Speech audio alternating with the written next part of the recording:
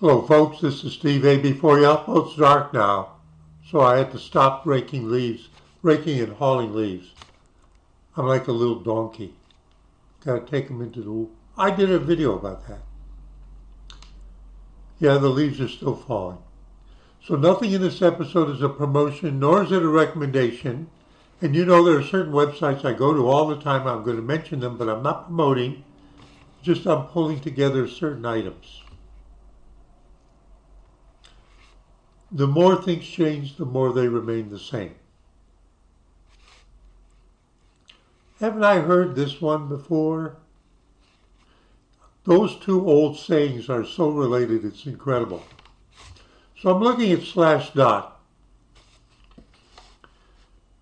You know, it's all super news about AI, and Apple gets 36% of Google revenue in search deal, witness says. Ooh. New York plans cyber rules for hospitals. There are a lot of rural hospitals that have gone out of business because to begin with they were on a shaky financial basis, and then they got hit with a cyber attack and they didn't have money for the ransomware, and they had no idea how to make their systems work again, and so they couldn't bill for anything because it's all electronic, computer, internet now, and they just financially go down the drain and close the doors. I think that's part of what they're up to.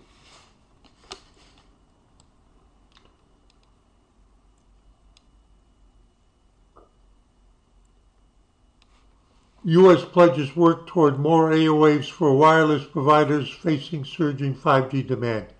You're going to hear about ham radio complaining on that, especially in the gigahertz range where we have some allocations that don't get used really.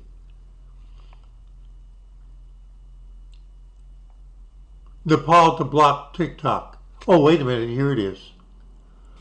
Optus says massive Australia outage. Right now, there's a big port handler, merchant ship cargo in Australia that's under cyber attack. They're sort of recovering. But wait a minute. Reuters. Optus says massive Australia outage was after software upgrade.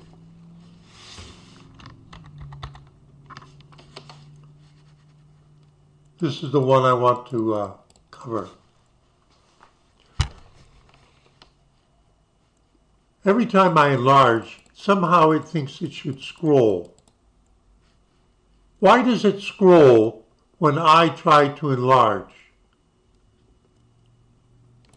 Australian Telecom's provider, Optus, said on Monday, that's today, November 13th, 2023, that a massive outage which effectively cut off 40% of the country's population and triggered a political firestorm was caused by, quote, changes to routing information after a routine software upgrade.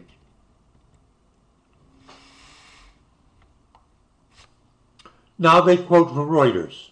More than 10 million Australians were hit by the 12-hour network blackout at the Singapore telecommunications-owned telco on November 8th, triggering fury and frustration amongst customers and raising wider concerns about telecommunications infrastructure.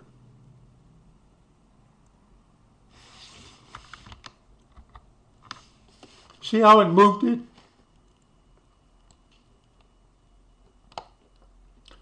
Optus said in a statement that the initial investigation found the company's network was affected by, now they're repeating, changes to routing information from an international peering network. Okay. I'm a big telco company, Spectrum. I'm not promoting anything.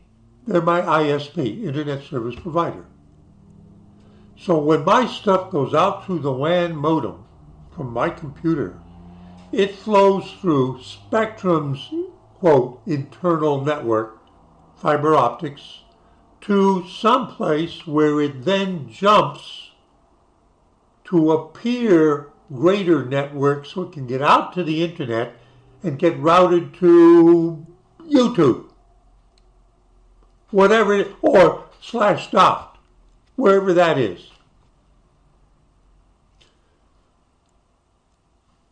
If you think of how complex and how many systems there are, each packet of information has my address and the address where I want it to go to.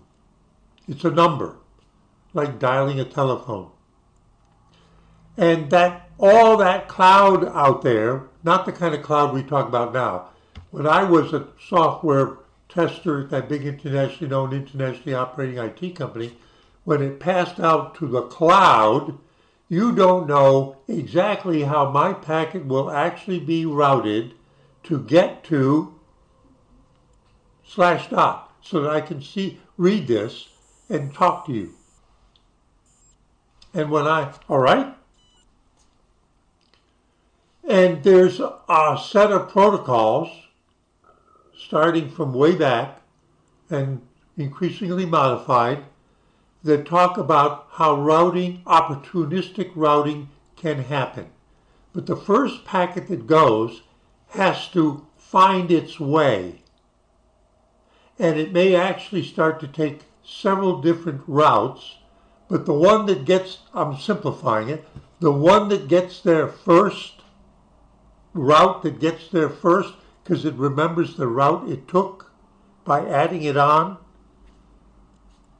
that same packet may then arrive a fraction of a second later by 2 or 3 other routing, and /dot says, I won't take that, I already have that packet, and I'll preferentially use the route that was used to get it to me first. I'm simplifying. Well, how does all that coordination happen, and how does everybody know that /dot is at a certain IP address? And how do they know if we're talking about /dot is probably in the United States, but suppose the person's in India. How does it get from India to the United States? How does it get from Korea to the United States? Does the packet leaving Korea to go to /dot computer in Michigan follow the same actual physical infrastructures, handlers, as the one from India, as the one from Israel, as the one from France, as the one from Buenos Aires? No! So it's a big thing that you guess works okay. And periodically, things have to be updated. Like my website goes off, I lose the IP number. That has to be broadcast to the whole world. It slowly works its way around the world to all those behind-the-scene handlers. Now let's go back to this. Optus, the Singaporean company operating in the Australian market, said in a statement the initial investigation found that the company's network was affected by, quote, changes to routing information from an international peering network early that morning. Following the telco doing a routine software upgrade, which obviously they didn't test thoroughly enough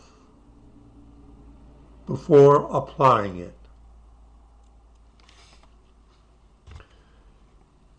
These routing information changes propagated through multiple layers of our network. Spectrum's all over the United States. Does it have multiple layers? Regional layers? Sure. These routing information changes, the one they got it from, they did a software update and then they queried something in the bigger cloud of routing, and then they tried to infiltrate that through their own network. These routing information changes propagated through multiple layers of our network and exceeded preset safety levels, whatever that means, on key routers, which are the computers, the routers. I have a switch here that relays my computer packets to another room, to a router. That's my internal router that knows about how many computers I have on. And it talks to the WAN modem, and it figures out which packets should go from this computer to that one versus from this computer through the WAN modem to the internet. Exceeded preset safety levels on key routers that could not handle these. So apparently it tried to swallow the entire thing too fast, all that outside information. This resulted in those routers disconnecting from the Optus IP, Internet Protocol, core network to protect themselves. So there's a lot of machines involved all over Australia and in Singapore, but in Australia. Now here's the key. Listen to this. The project to reconnect the routers was so large that in some cases, remember it's all over Australia, machines all over Australia. The project to reconnect the routers was so large that in some cases, they're quoting now, it required, the crews, required Optus to reconnect or reboot routers physically, which means they had to get to where they were, in the rooms, in the buildings, all over Australia. Have you looked at an Australian map? The continent is as large as the United States. It's got a big desert in the middle, too. It has robot trucks that drive from one side to the other. To reconnect or reboot routers physically, requiring the dispatch of people across a number of sites in Australia.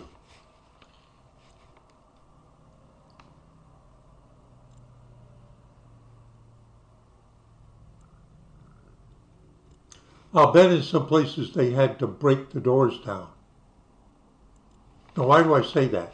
And why am I emphasizing this? You know, I go to Bleeping Computer. Well, as I prepped for this, the first thing I did is I went to Bleeping Computer and I put in a search. Meta outage, Facebook outage. I did a video about this. Meta confirms WhatsApp is down worldwide July 19, 2023. No, that's not the one. Microsoft, no. Facebook was due to DNS outage. Oh, there it is. We didn't have to go down very far at all to find the one I remember. Facebook, WhatsApp, and Instagram down due to dynamic name service routing outage. October 4th. 1 year ago. 2 years ago, 2021. Let's look at this article. Users worldwide are reporting they cannot access Facebook, Instagram, and WhatsApp, instead seeing errors.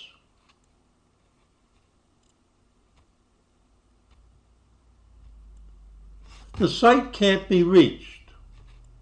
Mobile users are reporting that the company apps are not working. At the moment, Facebook's .onion site is also down, showing DNS probe finished index as one shown by, it's unknown whether this is a planned outage, a problem with the 3 platform servers, or the services are being attacked.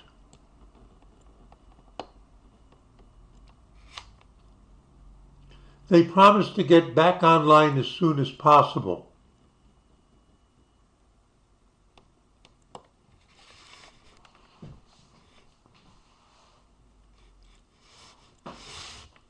Now let me read the key paragraph.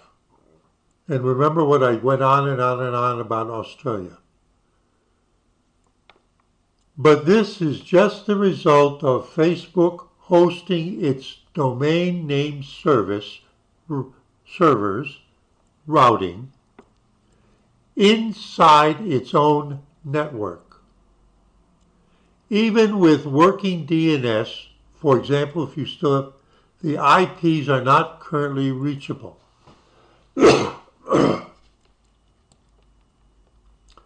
And what a subsequent article said was that Facebook had to dispatch combat crews to physical locations around the United States to break into the hardened data centers where their routing machines were. Break in. Why did they have to break in?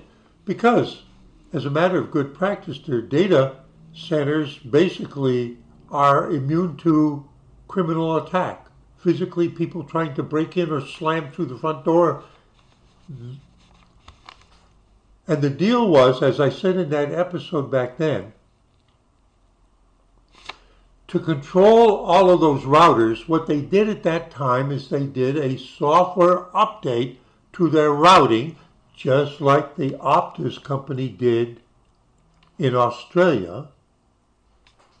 And there was an error in how they did it, because they didn't test it ahead of time. Why would geniuses that are godlike ever actually test what they're about to do? See, I've seen these attitudes when I was working. So they pushed all of these things out by using the internet itself to get to their routing machines located at various 4 to 5 locations around the United States. And it was a mistake, and it made them fall over and go dead. And at that time I said, you see, the genius at Facebook never thought to build an independent network connection to all of that infrastructure. They're using the plain over, all over internet, and because their outward facing routers collapsed, they can't then try to fix the mistake. They had to physically send people, and in some cases break the doors down, literally, because they didn't have the right keys. They're trying to get it all back as fast as they can, to physically handle the computers, stick a thumb drive in, and reboot it and do it right. Because they could have done something like had an old-fashioned wire telephone connection to those computers that is independent of the internet, and they could have contacted, but you see, why didn't they do that? Because that interface might be hackable. Or maybe they just never even thought of it. And essentially, the reason why I've gone off on this and brought up Facebook, WhatsApp, and is because 2 years ago, essentially, they did the same thing as that Australian Telco. Do a software update with no real testing in a infrastructure plan that has no back door and would require them to physically go to locations all over their country to try to break in and fix it sometime soon. And apparently in Australia it took them 12 hours, and it took something like 8 hours for Facebook. In the meantime, millions of dollars are draining away in revenue. Anyway, this is the way my mind works. As soon as I read that one about the Australians, I thought, oh, they're just copying Facebook. Steve AB4, just letting his mind rant. Saying see you in 73.